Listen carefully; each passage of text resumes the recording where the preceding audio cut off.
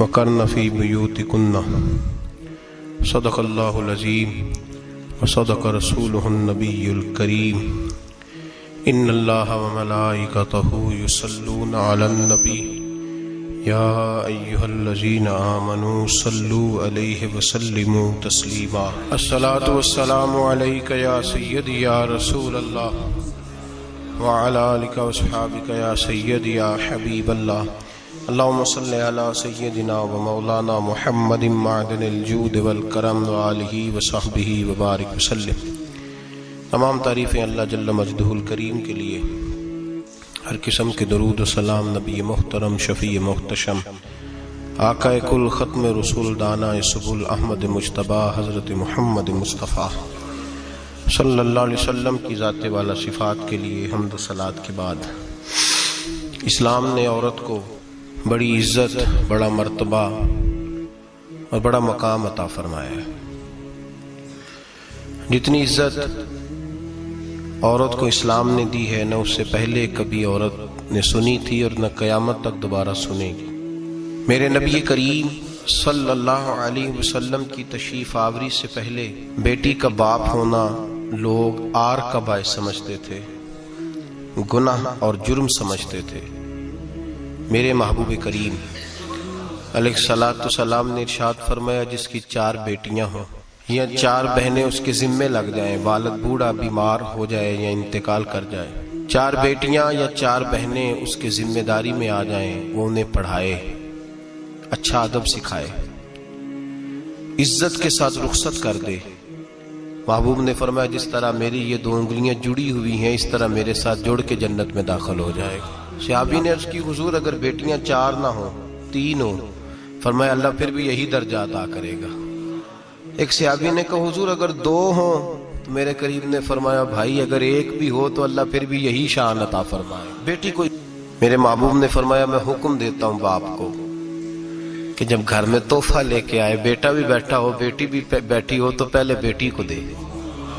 میرا حکم ہے باپ کے لیے، بیٹا بھی ہو بیٹی بھی ہو، جب دینے لگے تو پہلے بیٹی کو پہلے دے، اس کو پہلے عطا کرے، اس کے ساتھ پیار زیادہ کرے، بیٹی کو عزت دی۔ میرے حبیب کریم علیہ الصلوۃ والسلام نے ارشاد فرمایا، جب کسی کے گھر بیٹی پیدا ہوتی ہے تو باپ کے ذہن میں تھوڑا خیال آتا ہے کہ اللہ جانے کیا بنے گا۔ میرے کریم رسول نے فرمایا، رب کریم حضرت جبریل کو بھیجتا ہے، بیٹی کے سرانے کھڑے ہو کے کہتے ہیں، بیٹی کے باپ فکر نہ کرنا، اس کے معاملے میں اللہ تیری مدد فرمائے گا، رب تیری مدد کرے گا اس کے معاملے میں جب بیٹی آتی ہے۔ میرے بھائی، یہ اعزاز میرے رسول نے عطا فرمایا، بہن کو، بیٹی کو، اور بات بیوی کی آئی تو میرے نبی کریم علیہ السلام کی بارگاہ میں صحابی نے عرض کی، یا رسول اللہ، یا رسول اللہ صلی اللہ علیہ وسلم، میں غریب ہوں، صدقے نہیں کر سکتا، سخاوت نہیں کر سکتا۔ جب سخاوت کی فضیلتیں سنتا ہوں، دل میرا بڑا چٹکیاں لیتا ہے کہ میرے پاس بھی پیسے ہوتے تو میں اللہ کے راستے میں دیتا۔ حضور نے فرمایا، تو حلال کی روزی کما کے اپنی بیوی کے منہ میں لقمہ دے، اللہ تجھے سخاوت کرنے کا درجہ عطا فرمائے گا، اللہ تجھے بڑی سخاوت کے درجے اللہ تجھے دے گا۔ تو اس کی، اور کیا لفظ ہیں حدیث پاک میں، خیرکم خیرکم لأہلہ وانا خیرکم لأہلہ۔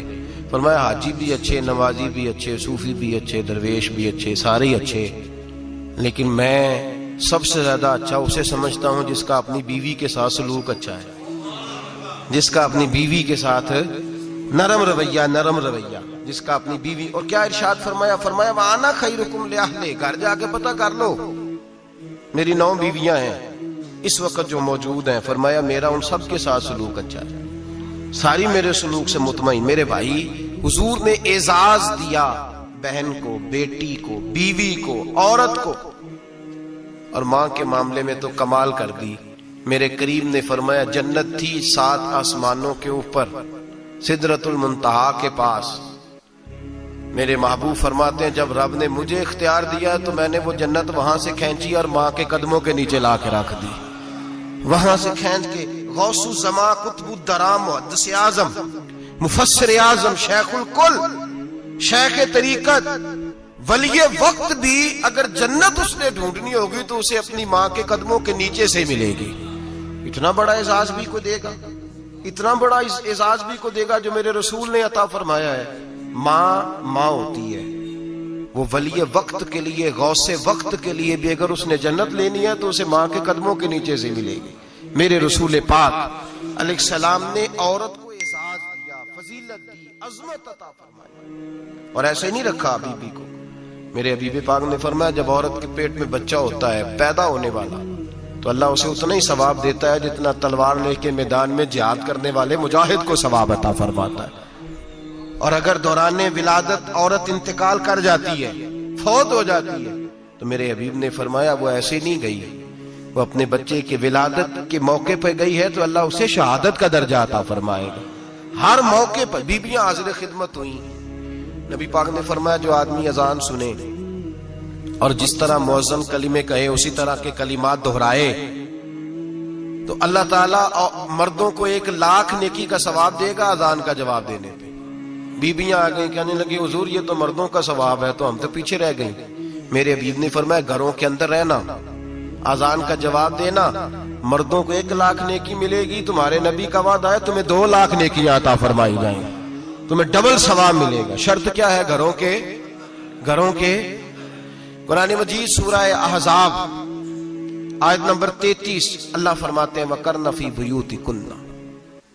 اے میرے محبوب کی ازواج، یہ حضور کی ازواج کے وسیلے سے ساری عورتوں کو پیغام ملا. کہا اے بیویوں اپنے گھروں کے اندر ٹھہری رہو. کہاں رہو؟ گھروں کے.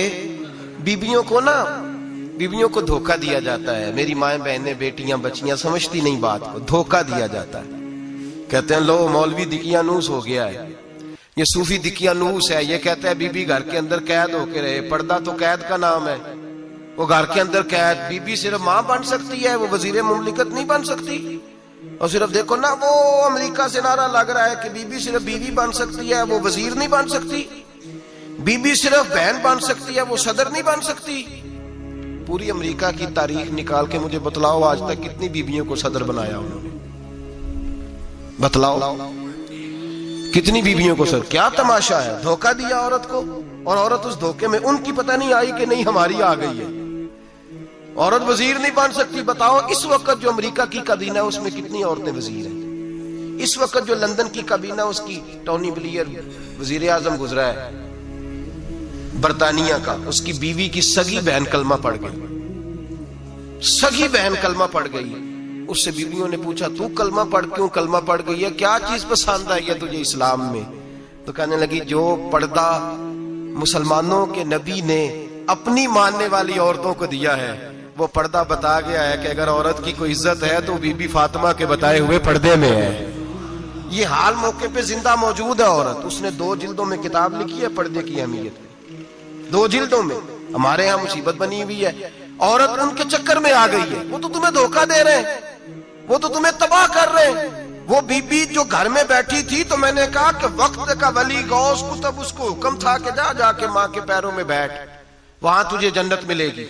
وہ بیٹی جو باپ تھکا ماندہ گھر سے باہر آیا تھا اور محنت کی کمائی کما کے لایا تھا، اس کو حکم تھا کہ پہلا لقمہ بیٹی کے منہ میں دینا، بہن کے منہ میں دینا.